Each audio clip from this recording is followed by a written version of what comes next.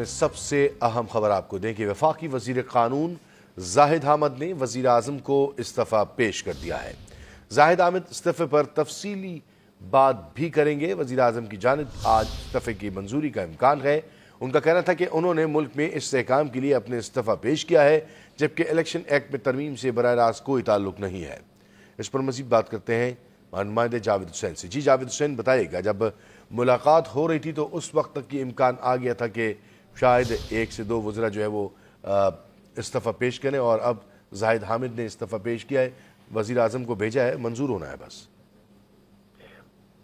जी बिल्कुल, सरकारी ज़राए ने जो है वो कंफर्म किया है कि वफाकी वजीर कानून जाहिद हामिद ने जो है वो अपनी वजारत से इस्तीफ़ा दे दिया है। और जाहिद हामिद का ये कहना है कि कौमी मफाद की खातिर वजारत से इस्तीफ़ा दे दिया है।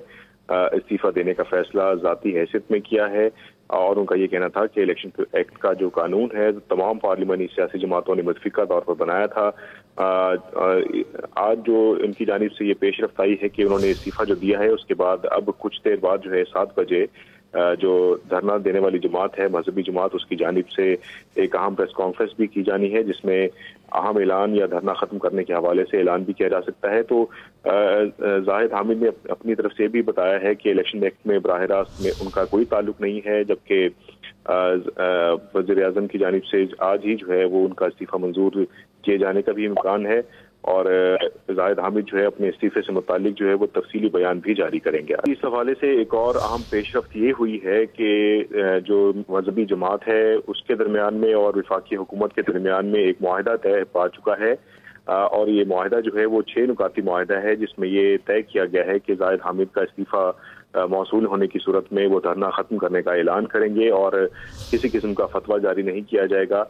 और उसमें मुआहदे में जो है वो ये तमाम शिकें शामिल की गई हैं कि पुरअमन तरीके से जो है वो अपना धरना ख़त्म कर देंगे। और ये भी उसमें कहा गया है कि जो धरना मुजाहिरीन हैं वो जो शिकें हैं मुआहदे की उस पर अमल दरामद जो है उसको यकीनी बनाने के लिए हुकूमत से उन्होंने वादा लिया है, जबकि जो पंजाब हुकूमत भी इस मुआहदे की जो है वो मिनवन जो है उस पर अमल दरामद करेगी। मुआहदे में ये भी कहा गया है कि मुआहदा जो है वो army chief general Qamar Javed Bajwa की कोशिशों से जो है वो तय पाया है।